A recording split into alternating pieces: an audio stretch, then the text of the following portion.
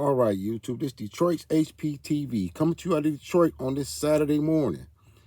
And these last couple of weeks have been chaotic. You've seen assassinations, firings. You've seen the rhetoric online at a fever pitch. People are attacking each other for their ideological beliefs. People are dividing themselves among religious lines. And it's really organized chaos. If you're a student of history, you will see that the Mensheviks and the Bolsheviks used this type of chaos to implement communism. They have people in the street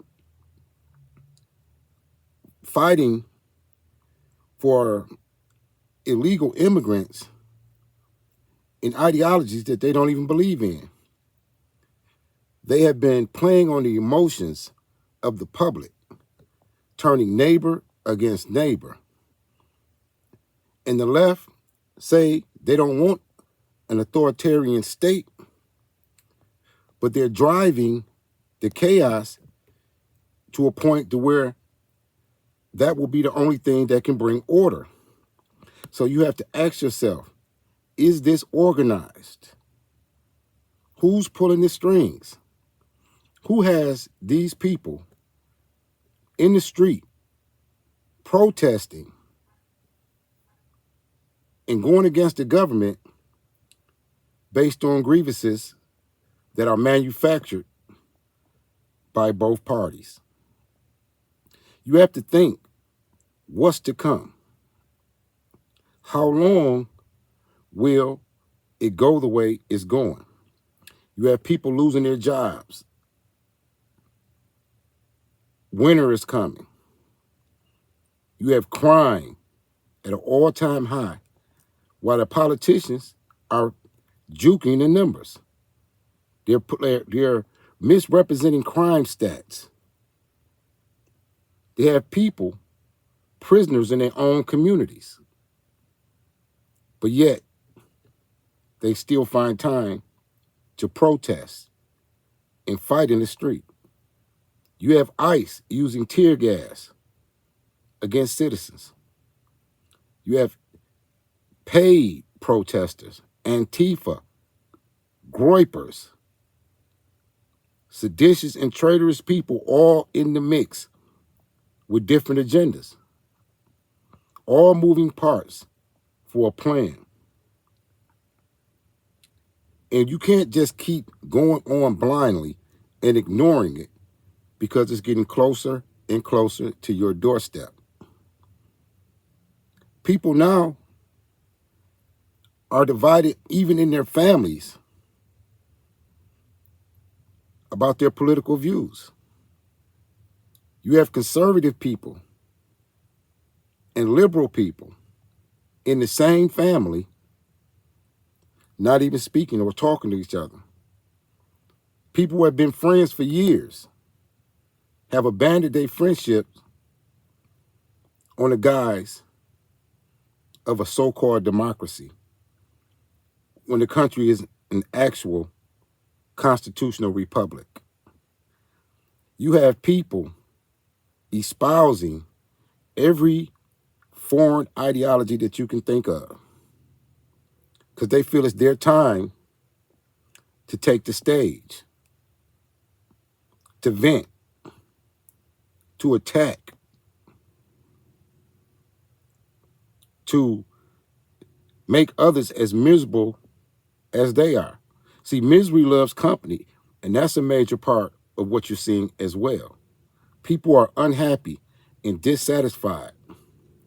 And the dissatisfaction, once it's over 30%, will create a change and a shift in the world as you see it today. So what I'm going to show you is these two clips out of Chicago. Now, you know Brandon Johnson denied the National Guard, help from the National Guard. And since his refusal to accept the National Guard, crime has steadily increased. Even his own police force turned their back and don't support him.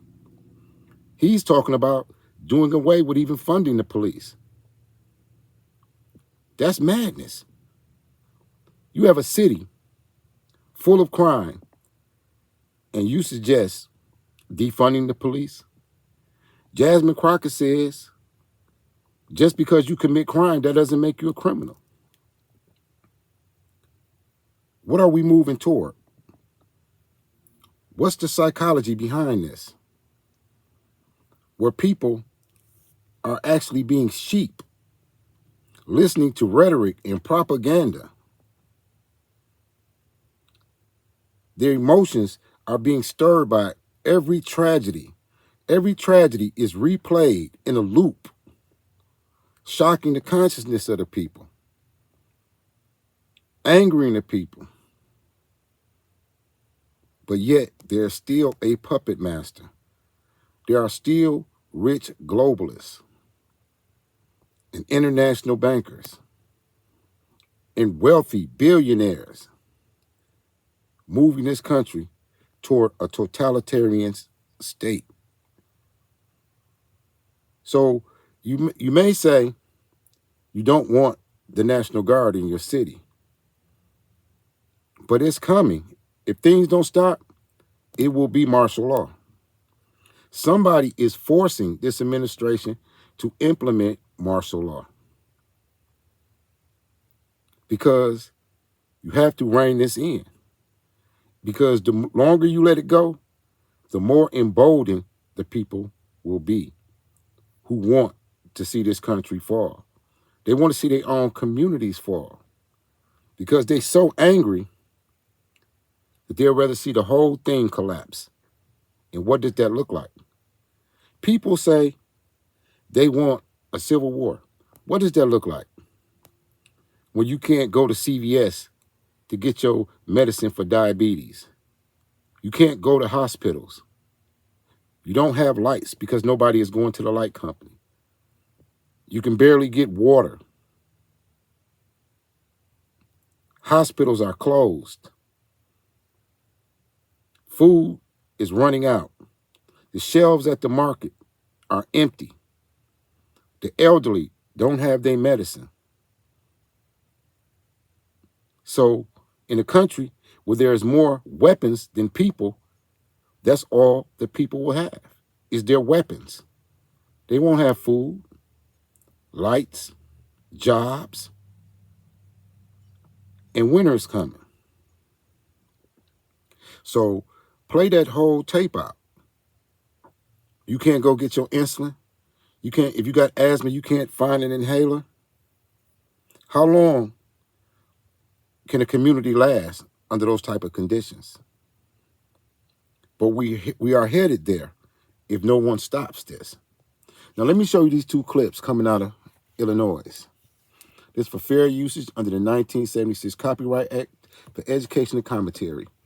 Look at what's happening in your streets. We want to get back to that breaking news situation in South Suburban Broadview where protesters, we've seen them live from the air clashing with authorities that are on the ground there. We're checking in with Joni Lum, who is live on the ground. Joni, what are you seeing from your vantage point? Well, the shot that you took earlier was a vehicle trying to make it inside. The protest has been out on the street here outside this ICE facility every Friday for the past 3 Fridays, but the tension is much higher today. You can see the group gathered around that vehicle finally did make it inside. As ICE or Homeland Security or federal employees are arriving at this building, the protesters shouted. Are you hearing this? They've been out there every week, and it's getting serious as ever. And Homeland Security and ICE together against these protesters, these civilians. But we know there are agent provocateurs in the crowd. We know there are seditious people in those crowds. Look at some more. Them and try to make them feel guilty for going to their workplace. Just past this group at the door is that group that shows up every Friday and has for decades, those who pray for the immigrants who are taken out of this facility. Our friend, the attorney Royal Berg, he leads a worldwide audience streaming live every Friday at this time. They're singing protest songs right now. Usually that is a peaceful protest where they say prayers, they talk to their worldwide audience, and then they disperse. But it's in combination with this other group of protesters who have been peaceful protesters. They tell me this morning, early this morning, that the federal officers came out of this fenced area and shot pellets at the ground to disperse them. We also had some video. I don't know if it's ready to go yet, but I've been given video of some of the protesters who were manhandled and then thrown to the ground. One of them is a protester we talked to last week. She's running for Congress in the 9th District. A few of those candidates are out here this morning. 40th Ward Alderman Andre Vasquez is here this morning. And I just spoke to Howard Rosenblum. He's also running in the 9th District. He's an attorney. He said he came out here to be an attorney for anyone who feels like their civil rights are being violated. You can hear the announcement that's happening right now, telling people to disperse, that if they any of them impede those who are trying to do their job here, that they could be arrested. I told you earlier that one of the protesters was dragged past the fence into the detention facility. I talked to the other protesters out here and said, what do you think of that? And one of them said, it's good because that means we'll have more eyes on the inside. As you know, elected officials have tried to get a look at what's going on inside this building that is now boarded up, where protests have formed every week. They feel like if a protester got in there, they don't know what's happening to that protester, but at least that person will be able to report what's going on in the inside. So right now it is peaceful, singing hymns, prayers going on, but things have boiled over already this morning. I'm Joni Lum. Now back to you. Okay, Joni, I want to ask you one question there. You mentioned some of the leaders that are on the scene with the protesters themselves. They have described this effort as trying to remain peaceful. Have you heard or seen any of the local political leaders there, Joni, urging their fellow protesters to remain peaceful when we see things flare up a little bit? They are. Mayor of Evanston, Daniel Biss, he's been here every week. As I said, Alderman Vasquez is here. The people who are running for Congress, not everyone is saying that, but they are telling them not to engage because it seems like the tension gets started and then it escalates. Especially the attorney out here who prays every week. He's telling everyone to not take the bait because then it gets out of control, people get hurt. So there are both factions here. There are also some what appear to be instigators, people who are masked, who are going in a little more aggressive than the protesters. So although they all want the same thing, they're going about it in different ways. Interesting. And Joni, it looked like someone jumped on the hood of that vehicle that was trying to get in, and then Anthony had seen maybe some punches being thrown. I think here's a closer look of that protester being pummeled this morning. So, Joni, thanks for being out there live for us and keeping an eye on the situation because it is developing by the second. Hopefully things calm down there. We'll check back in with Joni for the very latest. Do not buy Solana when you could potentially get in on the next Solana for as... Did you see how they slung the lady to the ground? Now let me show you some more footage. Because, as the lady said, there are different factions going at things different ways. Some aggressive, some singing. It's a mix. It's organized chaos, and everybody has an agenda. But just think about this. This is all about immigrants who came to this country illegally, being deported and detained. Illinois and federal agents. I want you to check this out. This happened too. Look. In the past hour, protesters were seen gathering outside an Immigration and Customs Enforcement processing facility just outside of Chicago. DHS has been conducting its Operation Midway Blitz in that state of Illinois, and federal agents deployed tear gas and non-lethal munitions at that crowd. ICE reportedly taking one of those protesters into custody. Apparently that person tried to block a van from leaving the facility. Charles, I interviewed the deputy director at ICE, and one of the things she talked about was just the threat against them because of this sort of thing, that they have to take this so much more seriously than they ever have because of the rhetoric on the left that has put them in peril potentially from people who might come out. Because otherwise, I mean, you can protest, but that's their main concern. It's up 1,000% those attacks on ICE officers. There's this physical intimidation and the demonization and them having to resort to wearing facial covers. It's just really, it's so hard to believe. And Chicago, of all places, think about, just in the last couple of years, what we saw were, waves and waves of illegal immigrants pushing up rents, crowding out schools that already didn't have enough teachers per student, taking resources, where the poorest people in Chicago ended up having more desperate lives. And you're protecting this. You're willing to go and put yourself in harm's way. I mean, they're performing a lawful duty, and to interfere with that is just absolutely mind-boggling in my opinion. And it's just really amazing, and a lot of credit to ICE. And it's against the law. For more things. Nothing bad has happened yet, and yet these folks are pushing the envelope as far as you can push it. You know what's so interesting, too? They're changing their landscape of politics there. With Chicago Go Red, we saw that in the last election. It's like they're eating their own, if you will. They're pushing against ICE, but at the same time, they're making more people say, on the Republican side of the aisle, they get this right. We're safer when they're doing their jobs. I would also say, if you look at the people that go out to protest these things, now, I don't know what their life story is. I don't know the shoes that they walk in. But by looking at a lot of the protests that we see, whether it's anti-ICE, anti-law enforcement, pro-Palestine, Queers for Palestine, anti-conservative, anti-Charlie Kirk, they all fit, a certain aesthetic. And it's not the people, to your point, Charles, that are underserved in their communities, that are wondering why illegal immigrants are taking up the entire budget, right? That are taking away their services and their community programs. Those aren't the people that are out there protesting. Those people are at work. Those people are making a living, right? By the looks of a lot of these people, it looks like a lot of younger, college age or older white people, maybe older white people, that's who are showing up to this.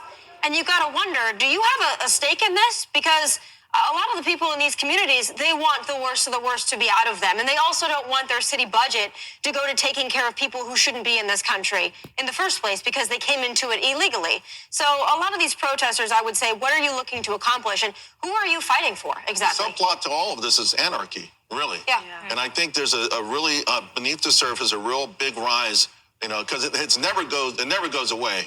But this sort of anarchy, anti-West, anti-America thing, that's what's driving them. That's what galvanizing them. But they're going to push the envelope too far, I think. Emily.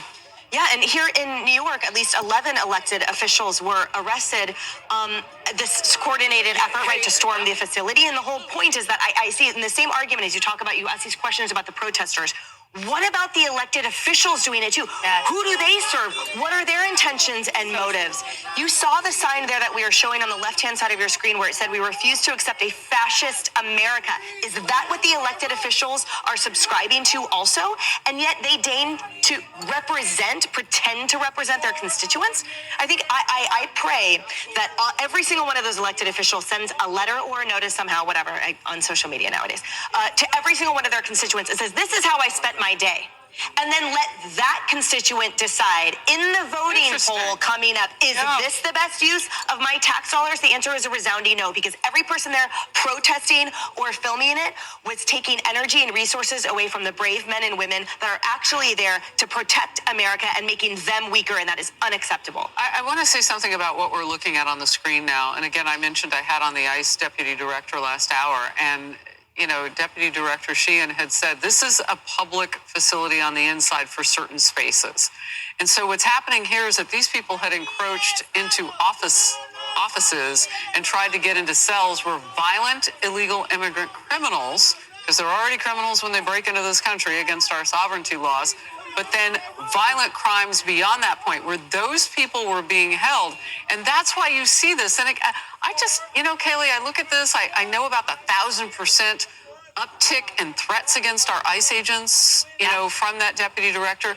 It bothers me to see the type of contact that has to happen because people and lawmakers among them are making decisions to put them, in a physical way with the public. I just don't understand it. Yeah, and just to be clear, some of the migrants in that ICE facility that you're looking at, all kinds, MS-13 member convicted of criminal possession of a weapon, illegal alien convicted of criminal possession of a gun, drug trafficking, having 2 kg of fentanyl. So these are not great actors in there. And while members of Congress have a statutory authority to go in and see this, these are not members of Congress. Most of these are local officials who do not have that same statutory authority.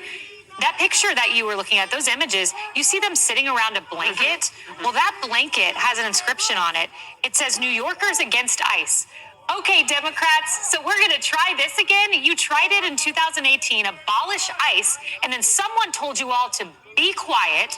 Don't say that because abolishing ICE is deeply unpopular. That was in 2018. What do you think it's like today when Americans are fed up with illegal immigration? This is the side you want to stand on? Storming facilities on behalf of criminal illegal immigrants and abolishing ICE? Good luck. You tried it in 2018. Good luck with Act 2. Yeah, well, they're about to get some help, potentially, if Mom Donnie comes into office. Oh, gosh. Yeah. So New York City, I hate to be, to kill the joy there. But the fact of the matter is, who can beat them at this point when you look at the numbers? And if that's being embraced, what does the future look like? It'll be ugly. I don't know. Yeah. Hey everyone, I'm Emily Campagno. Catch me. So you see what's going on. And then New York wants to vote in Zoran Mandami, an Islamic socialist. What you're watching is somebody fomenting revolution.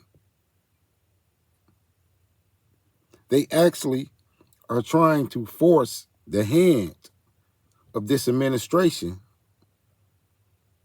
into martial law, where the chaos will be at everyone's doorstep. Think about it.